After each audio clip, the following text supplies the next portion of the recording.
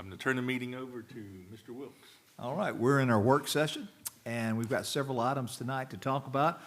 I want to share with the board a new module that we have in eBoard, and it is called the Planning Module. And when you go inside of eBoard, you should see it in the upper right-hand corner. And what we have done is listed our strategic plan here in the Planning Module. And I'm just briefly going to show you this improvement plan here.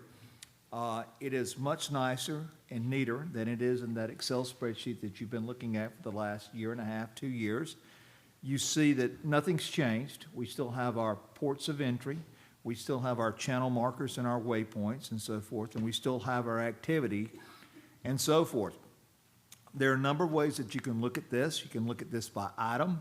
You can look at this by key performance indicators, the KPIs over here on the right-hand side.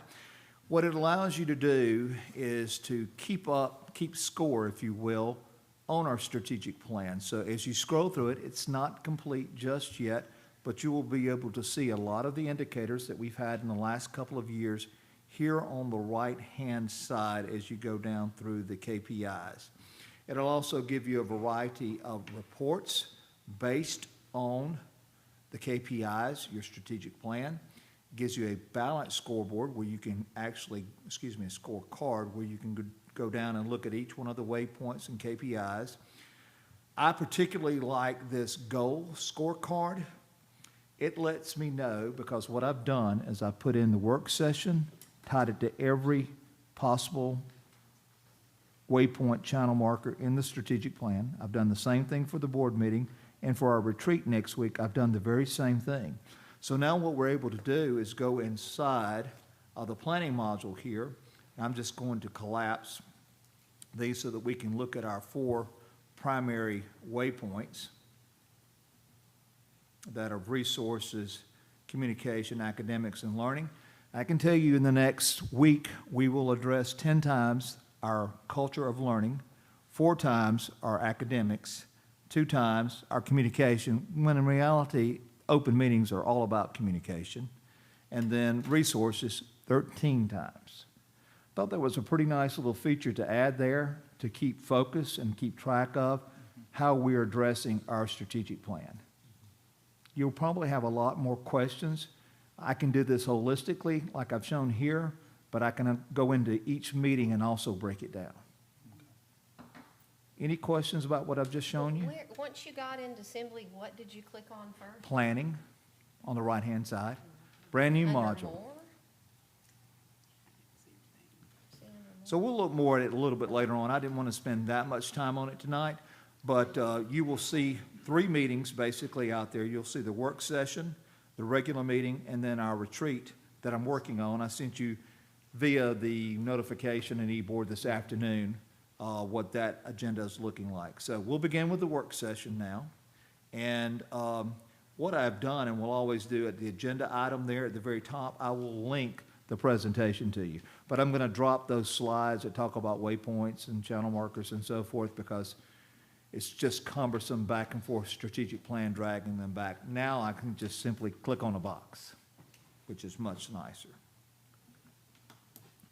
So we're going to begin tonight. I'm going to invite Mr. Matt Fettner up to the podium. Mr. Fettner is the president of our MACo's Academics, Arts, and Athletics Club, and we're excited tonight to pre-announce. Is this really an announcement? It can just be an announcement tonight. I guess so. Our Yeah, partnership that we have been working on really for the last 6 weeks or so, but diligently the last month. Just a couple of things about what MAC has done. Of course, they have been fantastic. Mr. Stewart, I think you may have served on one of the very first MAC boards here in town. Ms. Robinson, I know that you were affiliated in some way. Were you actually a member also of MAC at some point in time? Anybody else serve on the MAC board or something of that nature?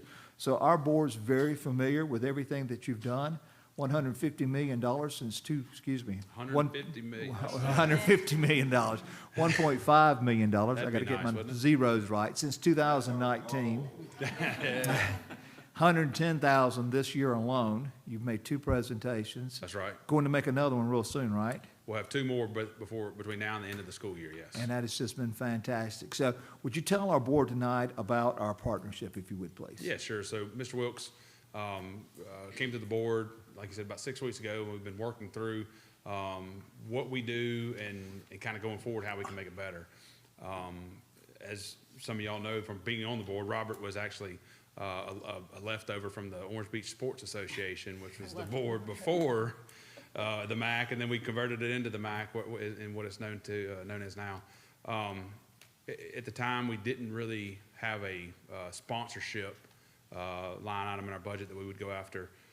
We started at that time going for sponsorships and have ramped that up to several $100,000 a year that comes in from our area businesses and individuals from sponsoring the MAC. What we were able to offer the sponsors it just pales in comparison to what we're going to be able to offer with the new facility.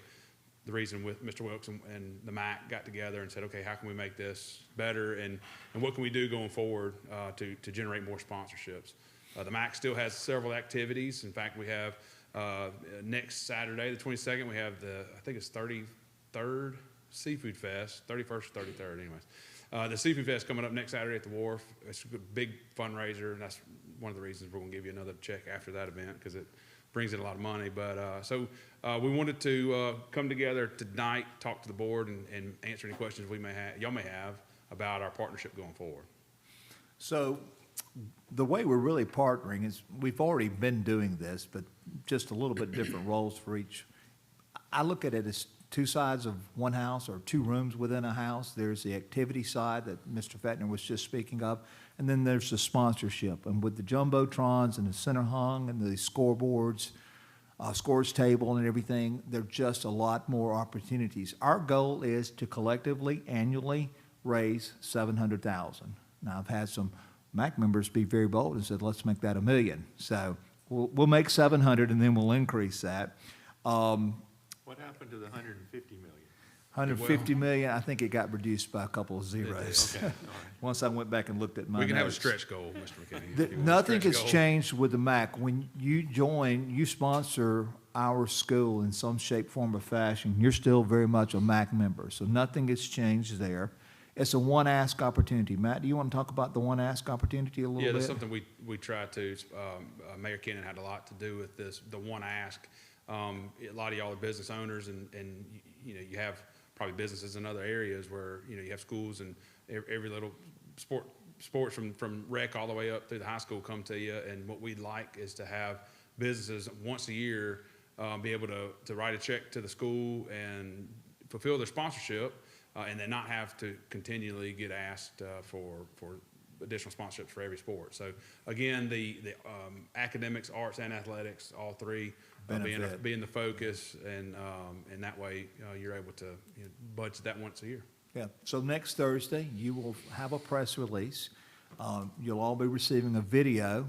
It's not the village people, it is Matt and Randy. That's right. In hard hats. 2 And, construction workers, no Indian. Yeah, we're sitting in the bleachers in Mako Stadium.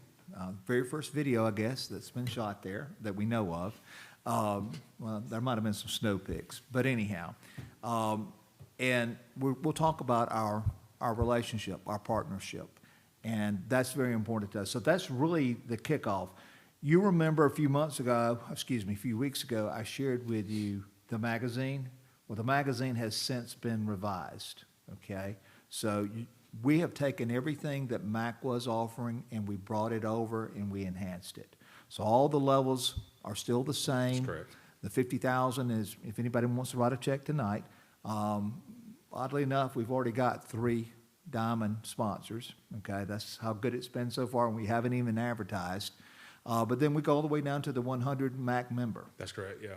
Yeah, so what we partnered our, I guess, program, if you will, with the sponsorship opportunities that we have now, and really just enhanced what you're able to get with your sponsorship. We will have several people that would want to, have more sponsor, hopefully, and that's what we're going after. And then there's other opportunities that we haven't even been able to really reach with the facility and some of the static signs that are going to be offered at the new facility. Very good.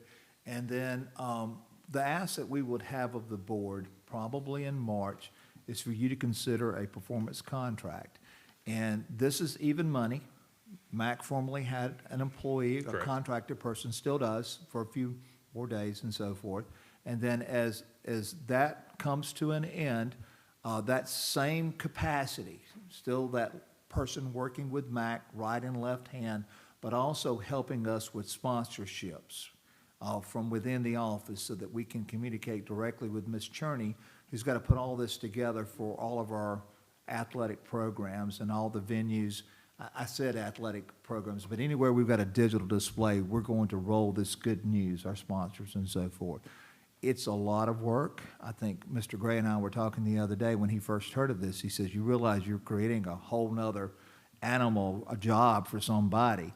We think that we can do it with a performance contract, probably something around $40,000 with a 5% take on all new sponsors, with a 1.5% on renewal commission, if you would. And we would sit down together collectively with MAC and interview this person if they exist. In some correspondence I shared with you, I said there are a lot of options. We talked about the options in a meeting in the office the other day. So that would be our ask. Matt, do you want to say anything else about that? Yeah, so early on, we had a really grand idea, and we were going to raise this money, and we did. Of course, the city was directly funding money through us and not through the school because of the structure. We needed somebody to really be able to make sure that things are going the way they need to go. We're a board of volunteers.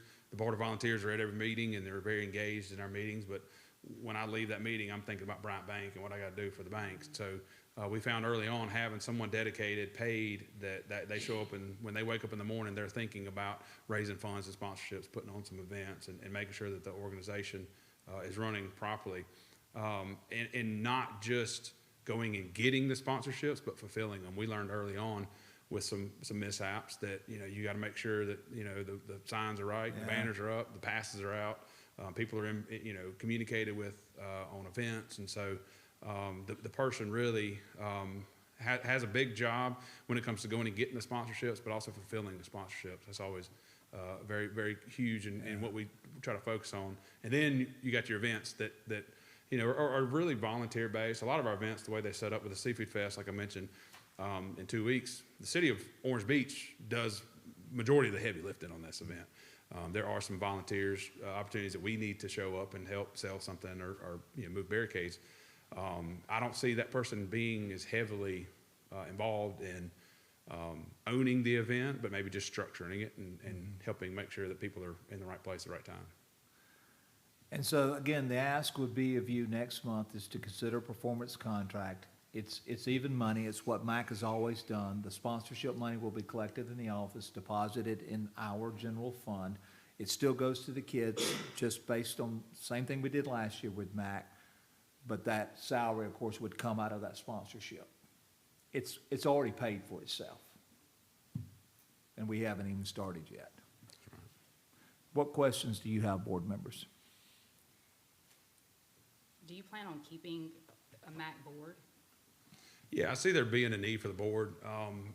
To be frank, we can sell beer and y'all can't. So there's the opportunity. If the Seafood Fest we're selling beer, we can do that. Money can come to us.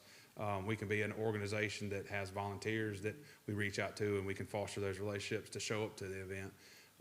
We went this past year from grant requests to direct funding to the schools. Worked great. I personally, I'm a parent of 2 students at the school, and I don't think I should be the one determining money goes here, not here, and taken from and given to. So we don't have that board from what you remember and what Mr. Stewart remembers, but there is still a need for a board. It won't be as engaged as we were back in the past, but there will still be a lot of needs for that board, yes. And we have asked at every meeting that remain intact, that support remain there, because we need that group of individuals in our school system. We need those relationships. So basically then that person will be under contract with the school system. They would be, and their number one responsibility is basically take care of MAC, Right. to be that liaison. Between the school system and MAC, but also will be fundraising. Absolutely, yes, sir. On that phone, out in the community, but also setting up for tailgate when it comes time, things of that nature. It's really the same thing. There's a house, there's accountability, like Matt said, they go to work. Well, we go to work when we're there. And then there has to be that communication with the office now because of all the digital displays and all the promises that we're making. Yeah, and I mean, I see this person, like I said, showing up, and that's what they do all day, every day. And so when they wake up and get ready for work, that's what they're thinking about. Just like there is now. There's been a little bit of a lack of, I guess, connection between the MAC and the school or superintendent. You know, our sponsors, other than having a sign, really don't have that connection and are not engaged. I feel like by having the ability to, they're sending that check to the school system, to the school board. Now, y'all, Mr. Wilkes, are engaged with that person, and there's a connection. I think it'll be overall better for the community, and you're definitely getting more for your sponsor dollars that you're already spending. Yeah, but you're gonna still do a lot of work, huh?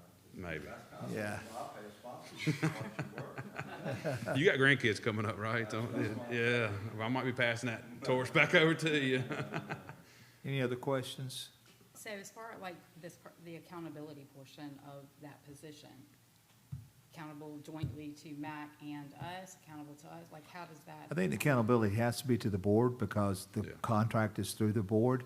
But I think MAC trusts us that we're going to work together, and if something's not going right, then we'll go a different route in the next year. It would be a year-long type contract. Okay, and I heard you correctly that their office would be at central office. That is the plan, yes, That's sir. correct, yeah. Right now, the Wharf is one of our big sponsors. They write a check to us and sponsor the MAC, but then they also give us a unit at the Wharf at no charge. We've talked to them, had conversations with them. You know, there's no need for us to have that additional office now. We've talked with Mr. Wilkes and the folks at central office, and we'll be having, well, our office will be there. Our meetings will be there, and so. Yep, I told them, whatever they need, they got the run of the house. They even know how to get in the side door. That's right. Matt, I want to thank you for what you've done over the years. Yes. It's a lot of hard work. Yep. And you guys have always pulled it off, and you've done a really good job. Well, appreciate it. I can tell every time somebody And I'll 10 times that. in my company Yeah. writes I a do check. appreciate it. Yeah. Well, you're welcome. I don't know how you get that money out of these guys, but you do. Well, Good we job. appreciate your sponsorship, Mr. McKinney. So the 20th is a big night for us. Yeah, so 20th, we are not only rolling out the new magazine and sending it out to our sponsors, we're also having a sponsor night. We'd like to invite everyone in the room, particularly our school board. The Makos will be having a home baseball game. We've got a little token of appreciation from the MAC that we've put together, a little logo ball that we'll be giving to our sponsors. Obviously, we'd love y'all to be there. And that's when we're going to really kind of roll out the change of who we are and how we're going forward. When do you roll out the sponsorship levels and start soliciting those? Or has that already happened? and I missed Thursday it? night. Yeah.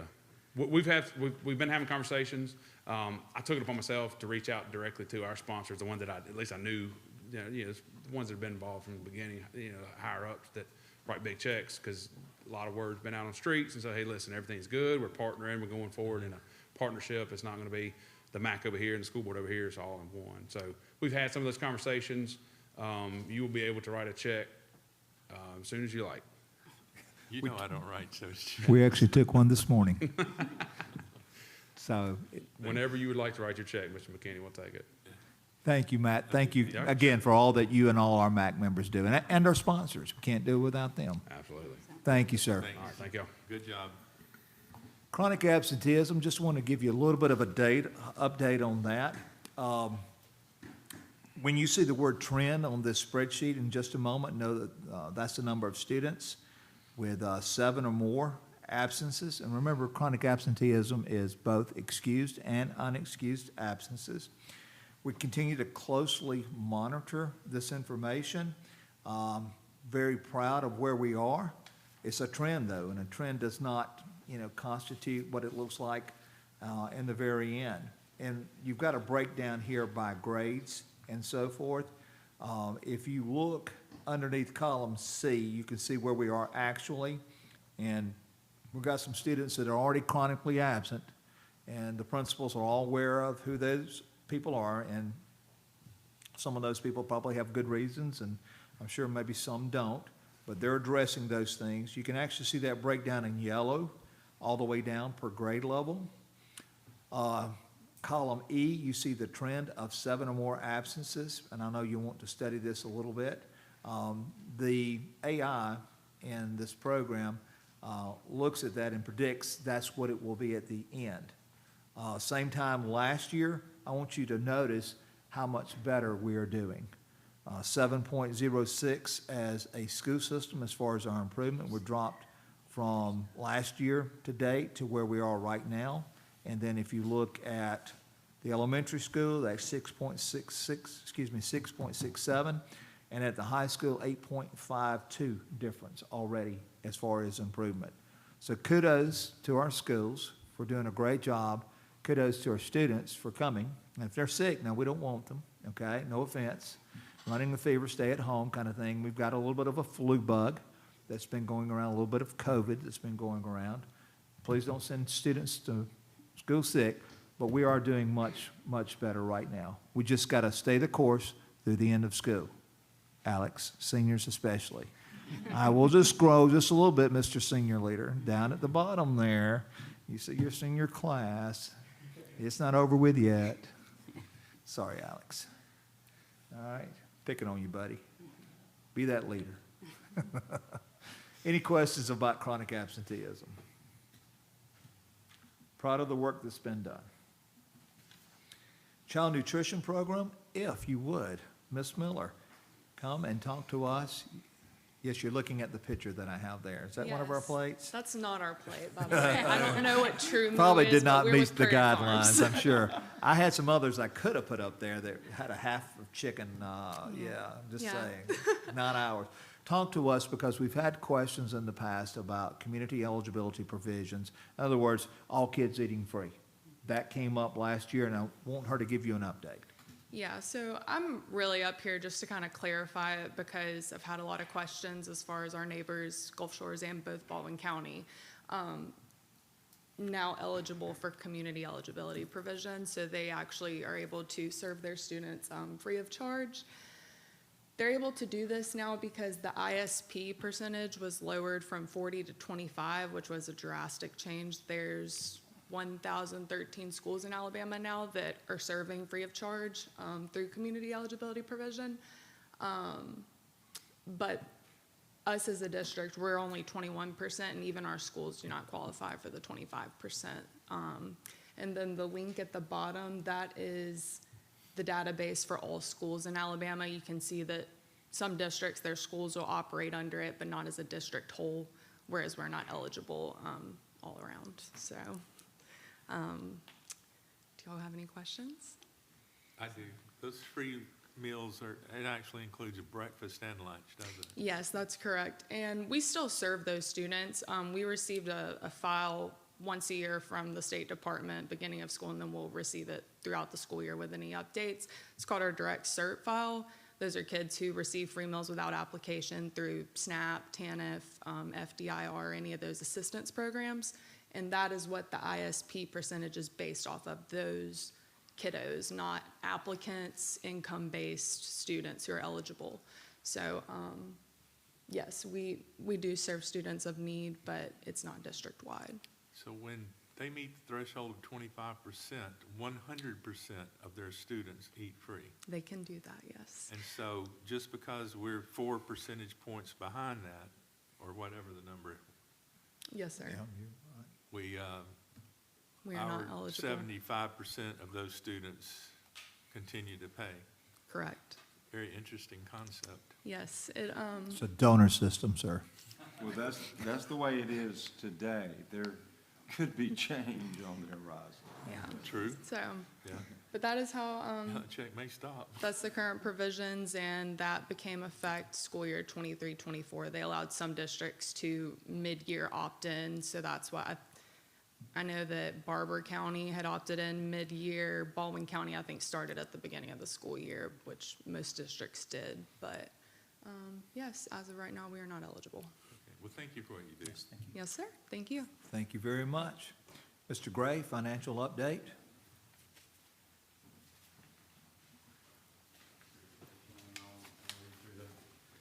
Narrative. All right, so we are going to report on the end of first quarter, so really through December. Just a quick look. There should be slide 4, Mr. Wilkes. There you go. So December revenues are 6.2 million year to date.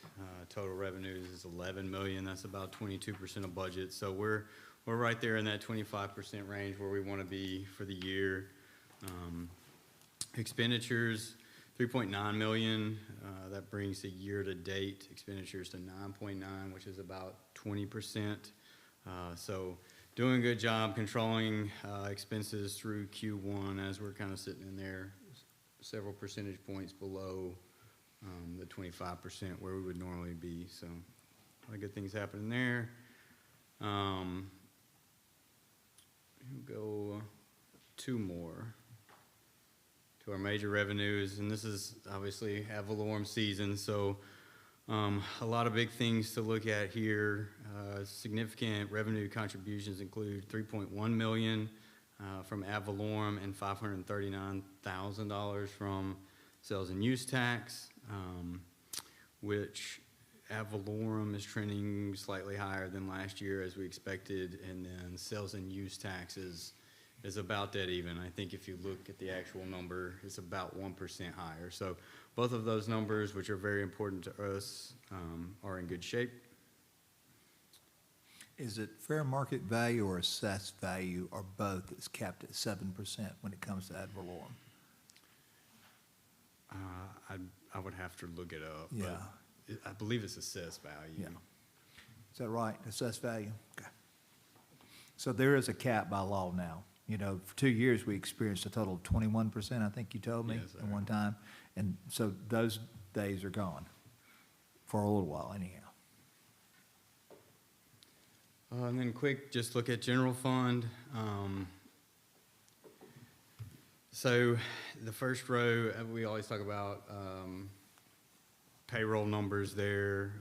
Everything looks really good from that standpoint. And I'm just trying to hit, you know, the big numbers that impact the fund balance or months in reserve, which we normally look at it. So if you take the revenues and take the expenditures out, fund balance increased by about 2.35 million in December, which is a good bump for us. That takes us reserves to about 8.7 million or 4.4 months on hand. So that's a pretty solid number for us this time of year. As good as we've actually been, so. And then just a couple of things to, you know, we try to keep an eye on everything month to month. Obviously, we're looking for probably another $3 million or so in ad valorem in January, which will be another big bump to months on hand. We're looking at revenue very close, and then just validating everything that kind of comes in.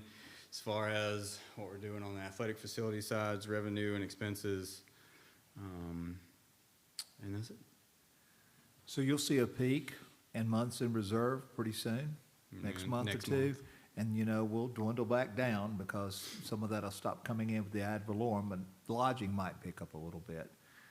Our goal, you know, in our situation where we are financially, we'd like to see 12 months in reserve.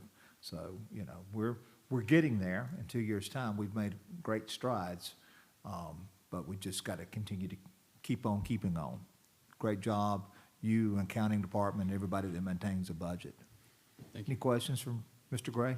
I have a question. So, I mean, I know we're pretty much locally funded, but there have been fiscal changes at the federal level recently. Have any of those directly impacted us? The federal has not.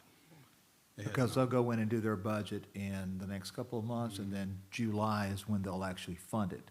So if they haven't acted by July, that could be an FY '25 issue. But I'm right with that, 25. compared to, we're trending up, how much, did you say? Usually by the end of next month, we like to be sitting around 5, but we've had some favorability on the revenue side, and we'll be much better off. January is going to look really, really good, but keep in mind, we still got to go through February, March, April, into May, so there'll be a good number sitting there next month. Probably- Sales is a little flat-ish. Sales is flat. Lodging, a little flat, but ad valorem is up. And when we talk in our retreat, we're gonna talk about the necessity of one of those three need to continue to tick up just to offset the cost of living. So, Hopefully ad valorem continues to do. Anything else? yes, sir, thank you very Thank much. you. Great job. Thank you, Matt. All right. The amended board policy, the non-resident enrollment policy, this is actually an action item tonight, and I'd like for us just to consider a little discussion. We discussed this at our retreat, and so give you an opportunity in just a moment to make any comments that you would like. We know that our operating budget, depending on the month, depending on grants coming in, grants going out, is around $23 million. Our current enrollment is 1,200. That gives you a per pupil current expenditure of about 19,500. So just kind of keep that in mind. Same number we used the other day.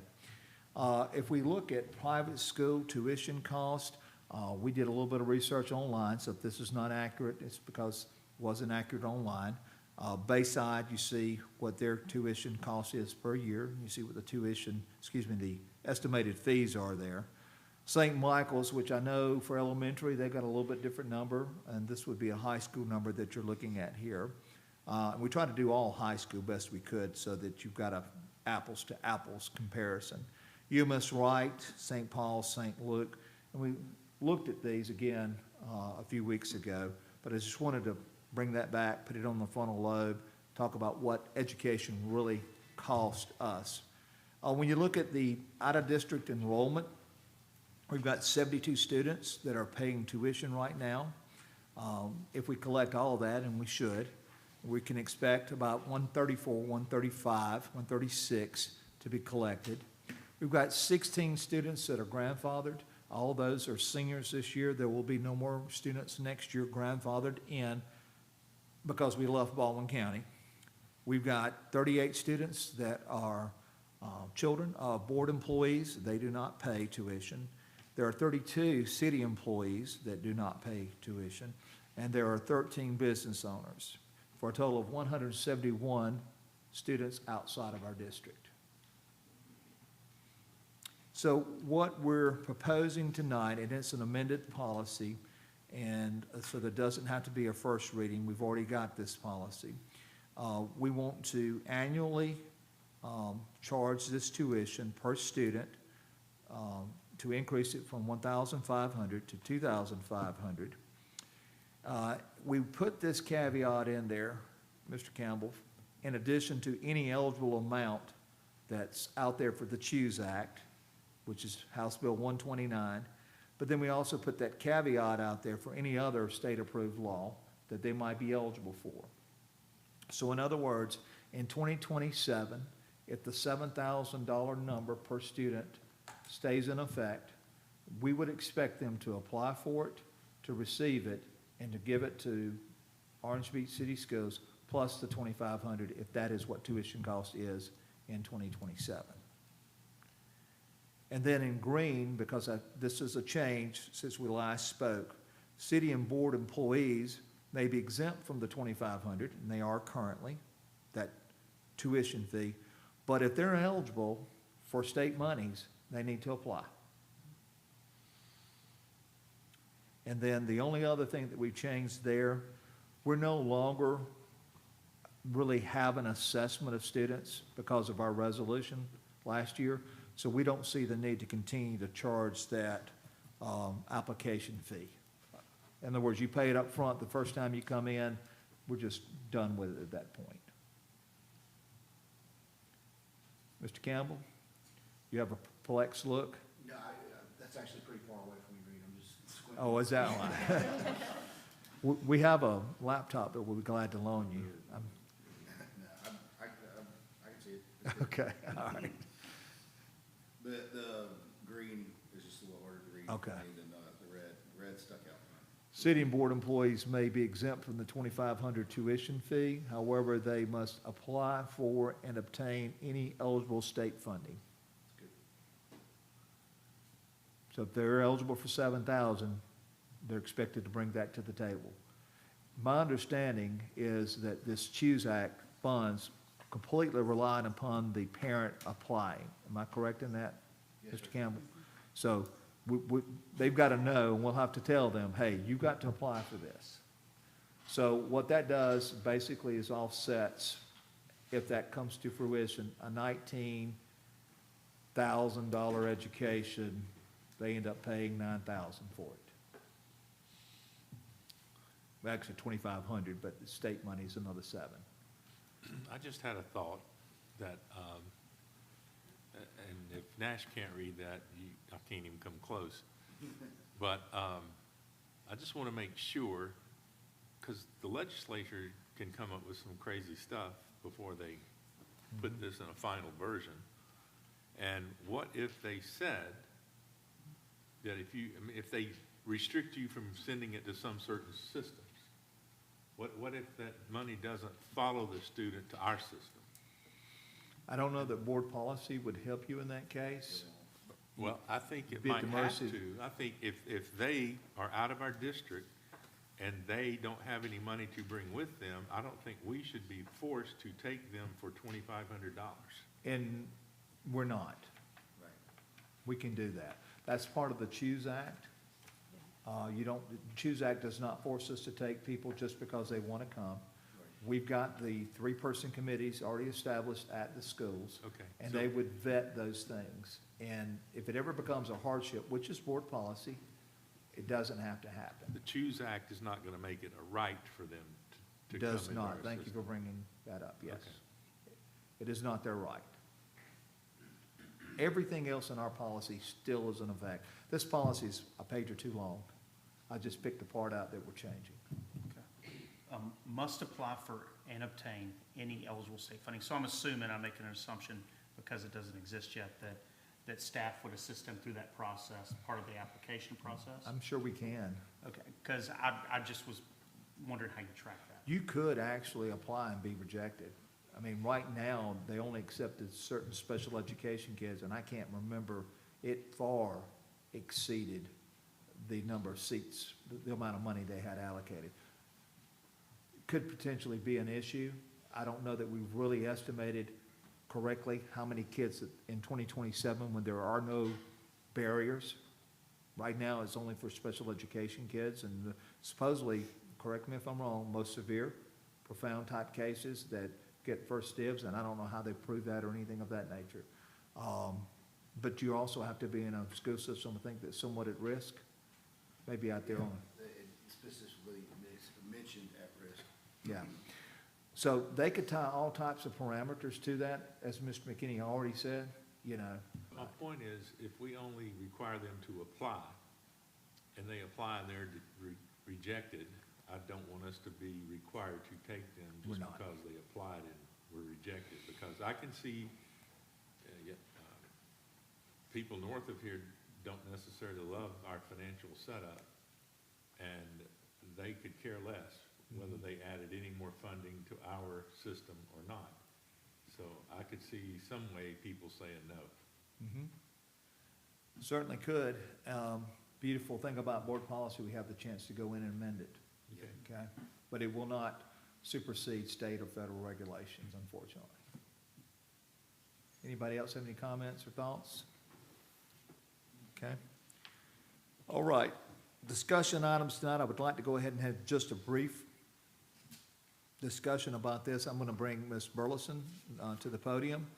This is the assistive technology policy that we probably need to have. It's more procedural sometimes, and it probably needs to be, but it's, Right. we need it for monitoring, and so let's just talk very briefly about that, if you would, please. So we did come across a couple of areas through special education monitoring that discuss the assistive technology policy. We have had what we call an AT team since we started in 2022.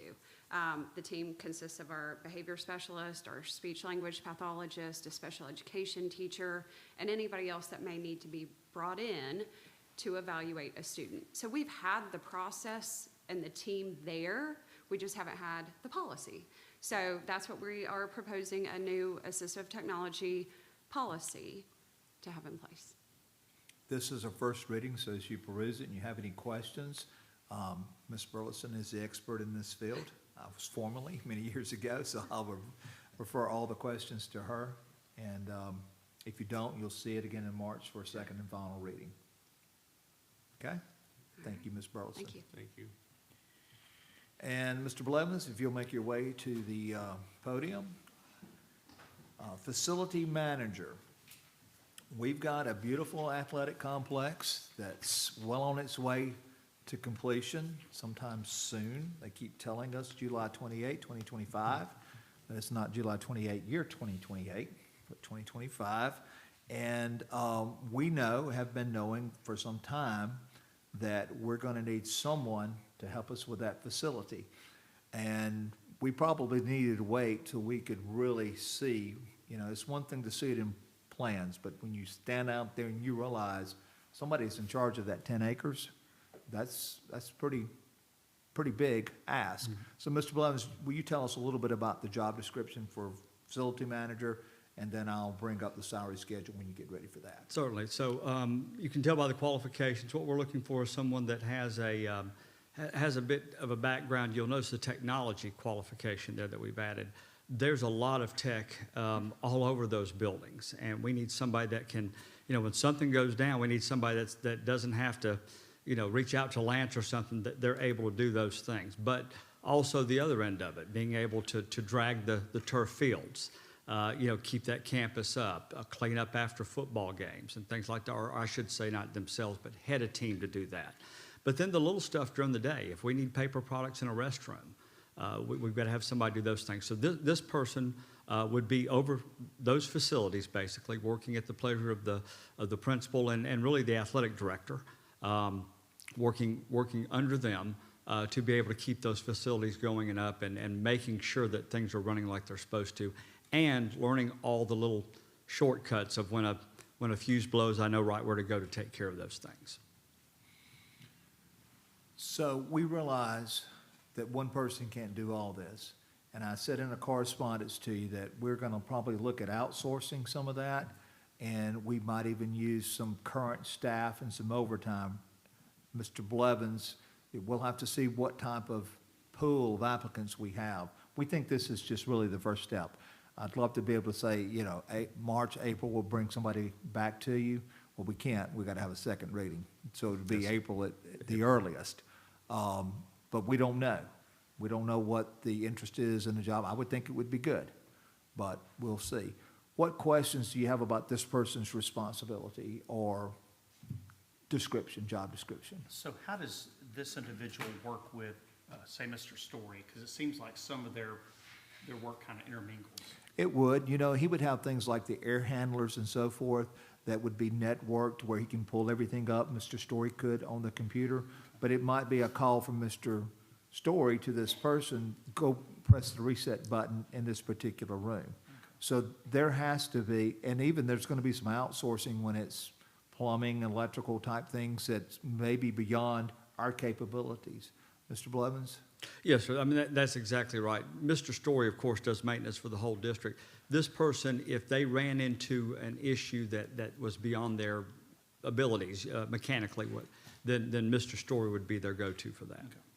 And we have to outsource a lot because Mr. Story by himself can't possibly meet all the needs of our district. So we have to call the electrical company, we have to call sometimes the plumbing company and so forth. What other questions might you have? With this being a newer position, and I might have missed it, but how about the other duties as needed? Always. Is that on there? It Yes, is. I think we very added last bullet. We added it this afternoon. Okay. If you read it earlier, you may have missed that one. Other tasks No, and you assumes did other miss that. You caught it. responsibilities as directed by the supervisor. Yes, ma'am. That's Thank on you all- for reading. That's on all of Y'all are ours. all welcome. It is now. It is. I think the last comment he said on the way over here to me is, oh, by the way. Yeah, okay. And I said, by the way, when you get up there. I'll So, take care. good catch, Ms. Robinson. Anyone else? So when you say they're managing the facility, Mm-hmm. are we gonna have events and things, and they're gonna be in charge of scheduling stuff? No, okay, because I didn't see any of that in there. No, that would be your athletic director, our volleyball coaches would still handle the volleyball tournaments, basketball tournaments, 7-on-7 camps, band festivals. That would be, and the athletic director would have a lot to do with that. And of course, everything starts and stops with the principal. So, it's not, I don't know if you were like referring to an assistant AD type thing, that's not what this is. This person though, for example, a volleyball tournament or something, would be the one that the person coordinating that would go to and say, okay, I need 20 chairs on each side, I need the things I'll need for this, and that person be responsible for getting those together, with a team possibly, or by themselves. But if the depending on how sound much. is not working, maybe their expertise would be, hey, you don't have this cable plugged in. This happened recently. So, we don't have that person. It's just left up to lay people to figure that out. So this really isn't one person. This is going to start with one person and end up with a staff. Is that right? This is one person, and again, depending on where we need, my first thing goes to, because I'm always thinking these things, is, the day-to-day custodial type stuff. So there may be opportunities there for us to do. This person's not going to be expected to be the one that cleans everything on that 10 acres every day. Now, picking up around the complex itself, absolutely. But the day-to-day cleaning of bathrooms and things like that probably won't be their thing, but they would be responsible if we ran out of paper products or something in a restroom or soap.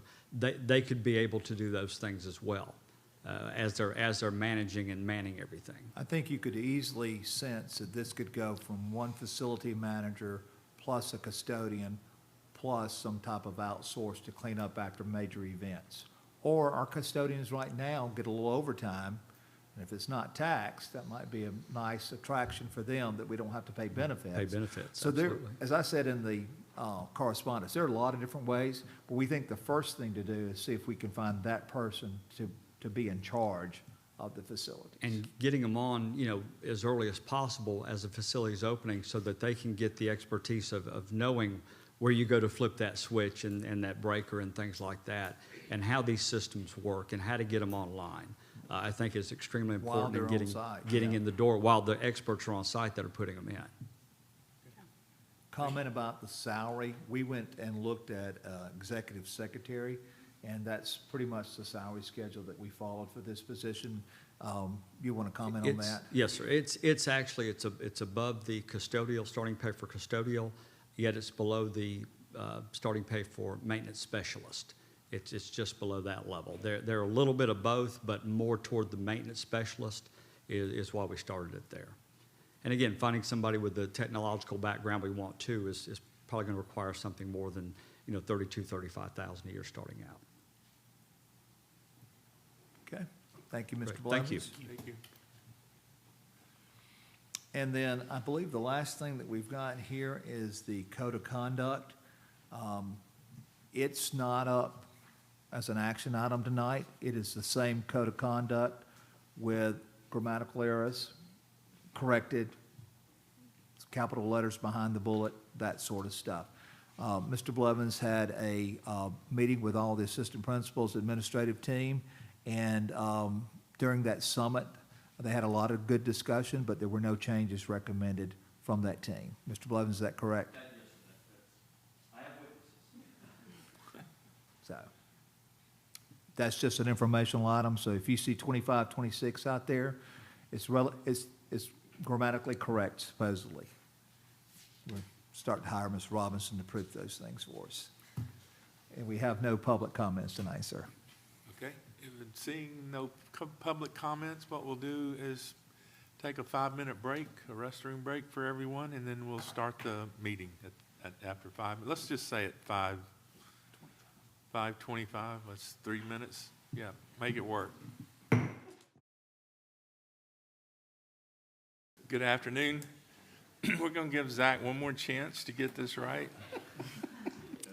Zach, if you would, lead us in the invocation, and he is the new FCA Fellowship of Christian Athletes area leader. In the area, we were talking about that, includes Alberta, Foley, Gulf Shores, and Orange Beach. Yes, sir. Yes, sir. We FCA stands for Fellowship of Christian Athletes, but it's not just for athletes. I like to call it Fellowship of Christian Anybody's, because anybody is welcome.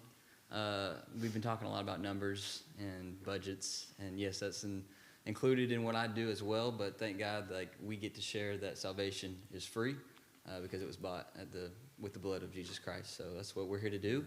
My name is Zach. That's my wife Delaney, my better half. So we are thrilled to be new to your community. Yeah, we just moved here three weeks ago, so we're fresh. Welcome. Yeah, thank you. Thank y'all. So I wanted to open up with this. Ecclesiastes 4:12 says, "Though one may be overpowered, two can defend themselves. A cord of 3 strands is not quickly broken." And just my prayer for this city and this school system is that we would be like that cord of 3 strands that is not quickly broken. So let's pray. Dear Heavenly Father, God, thank you so much for this day, God, that we just get to wake up and say yes to you. God, thank you so much for the opportunity that you have given me and FCA, God, to just be salt and light in this city. God, thank you so much for this board and, God, just all that they are doing to improve this city and the school district. God, I just pray a blessing over them as they go about their days. God, that they do everything for your glory and for the good of those around them. God, I am thankful to be in a room that believes in the saying, "In God we trust." And God, I just thank you so much that there are still people in this country who believe that firmly. And God, as they're saying here in Orange Beach, is that life is better here. God, I pray that we can all understand, God, that life is even more better in your presence. In Jesus' name I pray. And all God's people said, amen. Amen. Thank you. At this time, we are fortunate to have, and I'm going to call the meeting to order.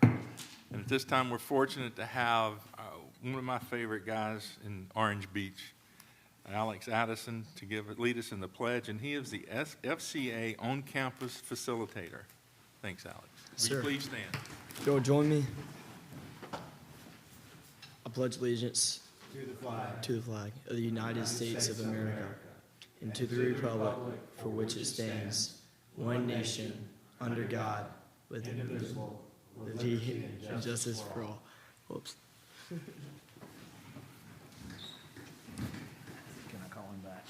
You can, please. Mr. Addison, sir. Alex, would you mind coming back to the microphone? So great to have you. Yes, sir. We're excited about what you have been doing. Now, he's also our SGA president, and they've had a lot of activities, a lot of functions going on.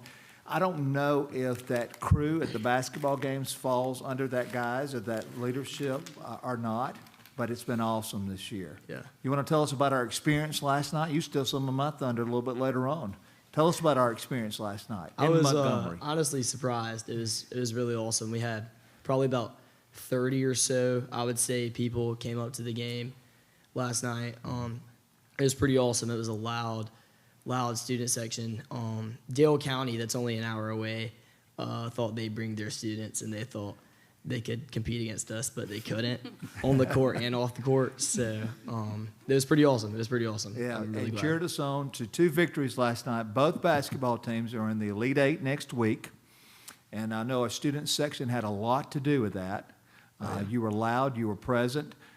Goodness, I think about the area championship game. I don't know that our student sections ever looked, boys championship game at home, ever looked any better than we did that night. And you're right there in the thick of it, buddy.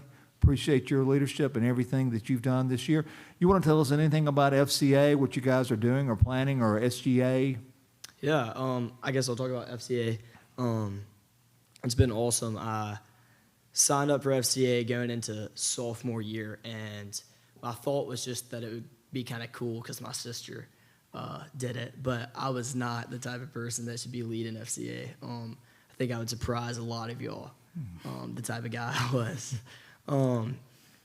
But Jesus changed my life that summer, so it worked out really well. And me and Dawson back here, and 2 girls started up FCA, and God has just done so much through it, touched so many people's hearts. And we've had FCA in collaboration with Gulf Shores and Robertsdale and Foley, just all the FCAs in the surrounding area, and I think we're going to do something like that again this year. We are a little bit short on money, so I don't know if y'all have any power over that, but if y'all want to give us some money, y'all can give us some money. Absolutely. Well, let us know what your needs are, and we'll see. Well, I'm sure we can probably pass the hat. Okay? Sure. Absolutely. Well, listen, thank you for your leadership. Having a great senior year? I am. It's been awesome. I don't know what you do for an encore. Maybe another national championship in softball or something like that. I don't know. But it's been great. Thank you so much.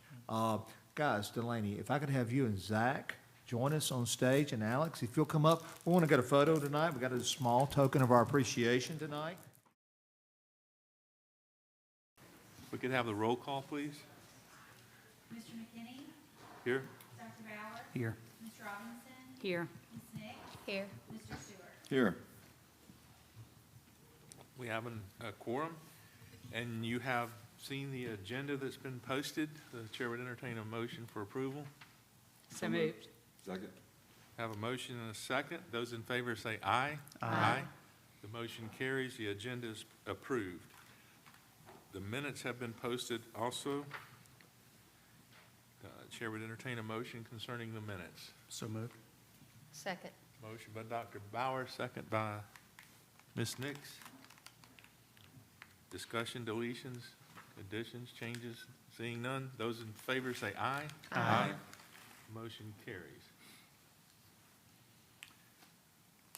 Recognition of guests. Mr. Blevins? All right, very happy to have with us our UNISERV Director with AEA, Matt Howard, Misty Payne. We have Matt Fettner, of course, with the MAC, Mallory Wilkins, and we have Dennis and Dawson Drake, and family member Ford Handley. Thank you, Mr. Blevins.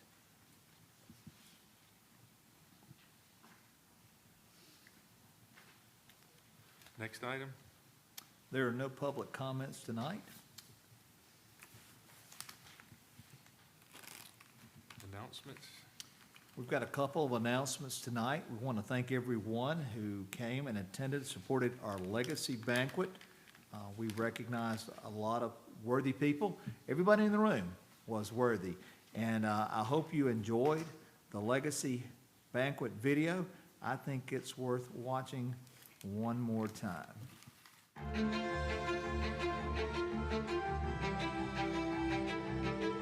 Tonight, I want all of us to understand this. Every small act that you do can be multiplied for greatness.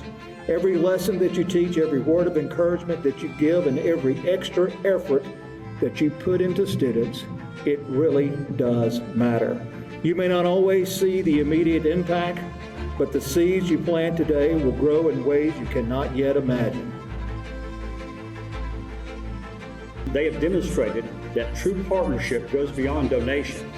It is a commitment to vision and the desire to see students and educators thrive. They contribute greatly to our schools and community. Mr. John McInnes, Mr. Cam Price. Our Teacher of the Year, Ms. Sears. She is humble, but don't let that fool you. She runs one of the highest achieving, most engaging classrooms in our school. It is an incredible honor to recognize Ms. Morgan Satullo as the Teacher of the Year for the Orange Beach Middle and High School. Ms. Satullo's dedication to her students in her profession is truly unparalleled. On behalf of all of us, thank you for your dedication, your positivity, and for making our days brighter simply by being you. Please join me in congratulating Ms. Kendra Klein on Orange Beach Elementary School's Staff Member of the Year. Tonight, we celebrate the dedication, hard work, and unwavering commitment of our Staff Member of the Year, Mrs. Kathleen Messer. It isn't ball fields and buildings that will be your legacy. It will be the people, the individuals, the students, your coworkers, everybody around you that you touch. that will make a difference in their life.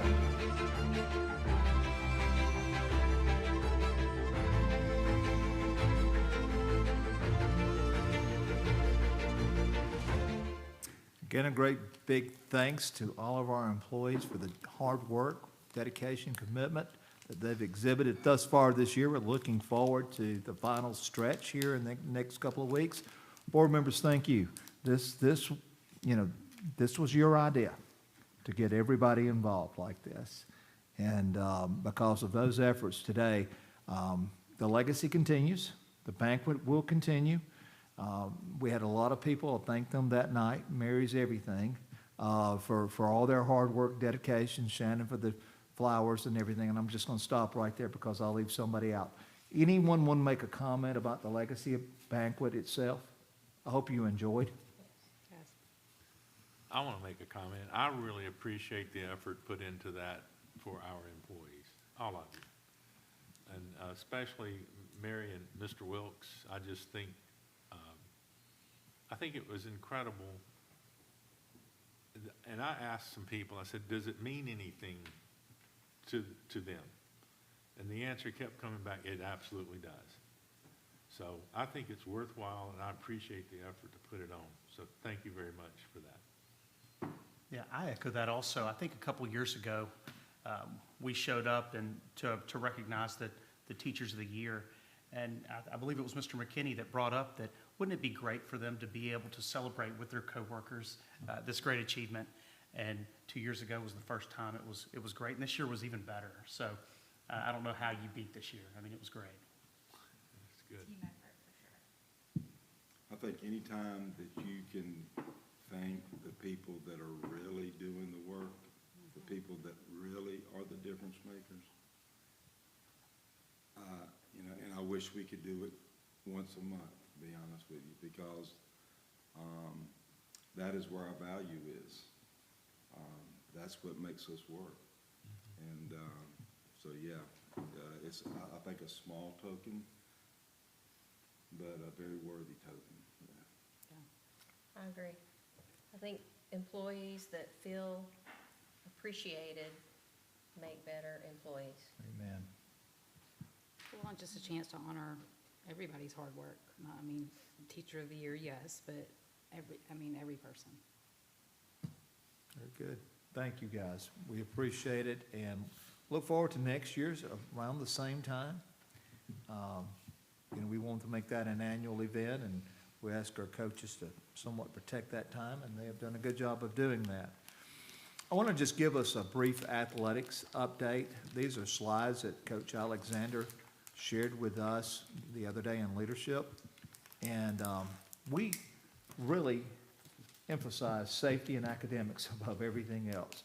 And really in board meetings, other than honoring state and national champions, which we do quite a bit, by the way, for a small school system, we really don't talk a whole lot about athletics. But tonight I want to just show you some things, share with you some things.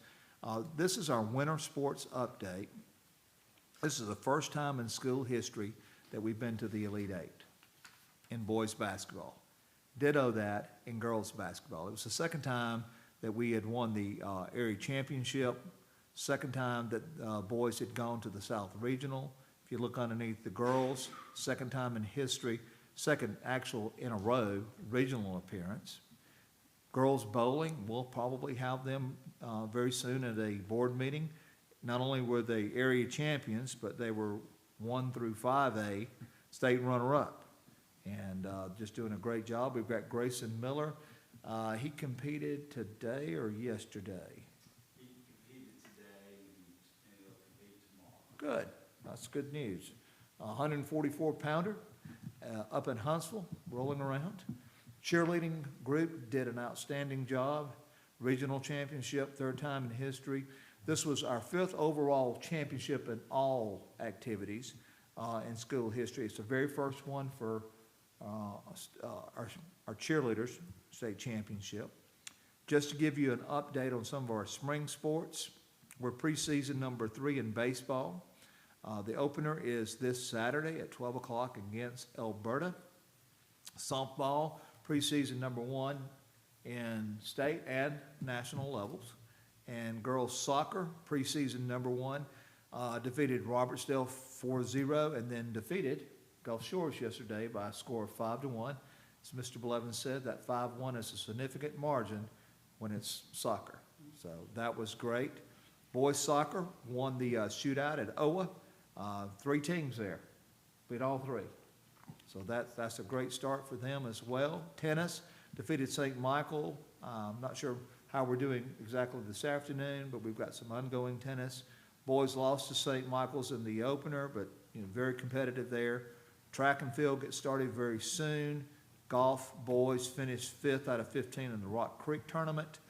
The girls finished 2nd out of 9 in the Daphne tournament. That's pretty good. Pretty good for our spring sports. Pure Game photos, those things I think are ongoing, Mr. Shaw, is that right? A lot of people don't realize the week that they were scheduled to come, we had a little snow event that put us behind. So if anybody says, hey, where are all the photos? They're coming. We could not help the snow. Matt has already mentioned our Seafood Fest coming up. That's big for every student, but especially for our athletes. There's some availability if anybody wants to park. I'm sure we'll find you a place. And then we've got our sports physicals coming up.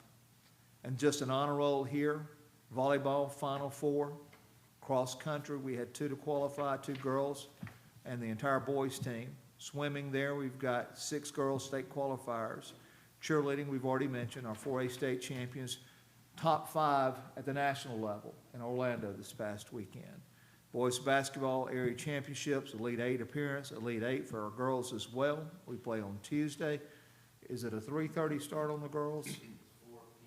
4 p.m. on the girls, and guys follow right in behind? 5:45.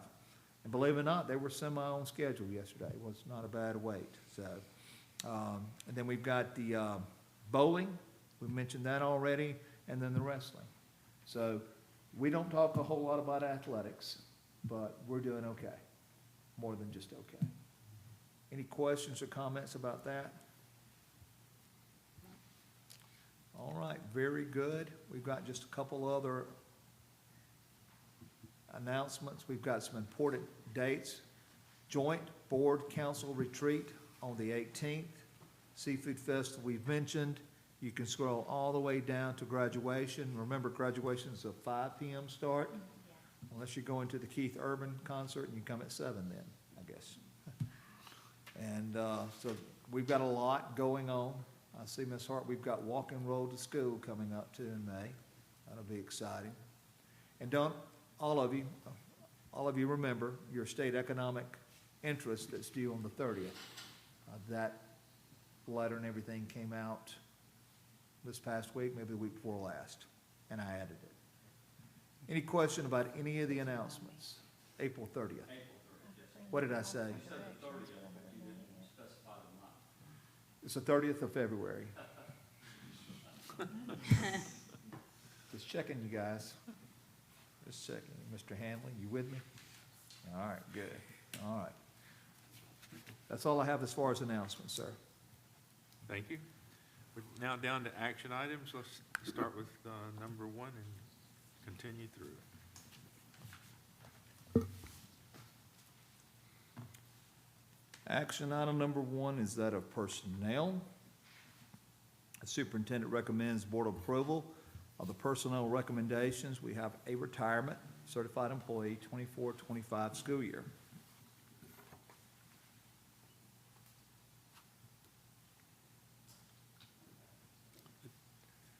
Your recommendation? Did I not read it? Yeah, I mean, you're recommending that be approved? Yes, please. Yes. The chair would entertain a motion. So moved. Second. I have a motion and a second. Any discussion? Seeing none, those in favor say aye. Aye. The motion carries. If you ever want to vote count individually or who's making the motions, Mary, just let me know. Thank you. But you actually have a better Angle. look at that. Number 2, financial statement and bank reconciliations. The superintendent recommends approval of the attached financial statements. I've had an opportunity to review those on the portal. The chair would entertain a motion. So moved. Second. Have a motion and a second. Discussion. Seeing none, those in favor say aye. Aye. The motion carries. Board policy amendment. Superintendent Wilkes recommends the board approval of the amended non-resident student board policy. This is the final reading. As it is an amended policy by rule and tradition, amended policies do not require first and second reading. You've heard the recommendation. Have a motion? So moved. Second. Have a motion and a second. Those in favor say aye. Aye. The motion carries. Discussion items. We have 3 discussion items. I'll ask if there is any further discussion on the assistive technology plan as Ms. Burleson presented. Okay. Second discussion item is that of the job description and salary schedule that Mr. Blevins presented. Are there any questions? I have a quick question. When are you looking to, like, wanting to fill this position? If it is approved, the second reading in March, we probably need to go ahead and see if we can't find someone. April, May board meeting. May is probably realistic, but they would need to give notice of leave. You know, our preference would be June 1, because I happen to know how much furniture's coming in, how much technology equipment's coming in. That's on the owner representative to be there to make sure that people have access, and it's great knowledge to see it being put in so you know all the inner workings. So June 1 would be preferred. Okay. And third item there, student code of conduct. Any questions or comments about that? Mr. McKinney, those are all of the discussion items Okay. for executive session. The superintendent has asked to enter an executive session for good name and character. The time requested is 30 minutes. No action will be taken during the meeting, but an action item may be considered following the executive session. Board members, will you respond yes or no when your name is called? Ms. Courtney, would you please call the roll? Mr. McKinney? Yes.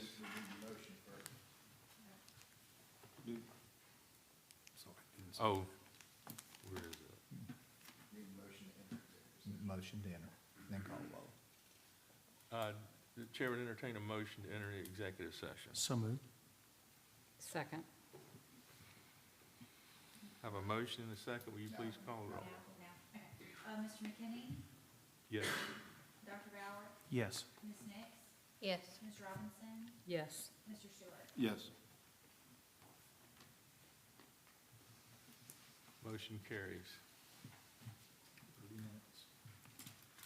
So we're going to enter an executive session for 30 minutes. So, and there will be one action item following, possibly. So usually at this time, if you want to leave the meeting is virtually concluded.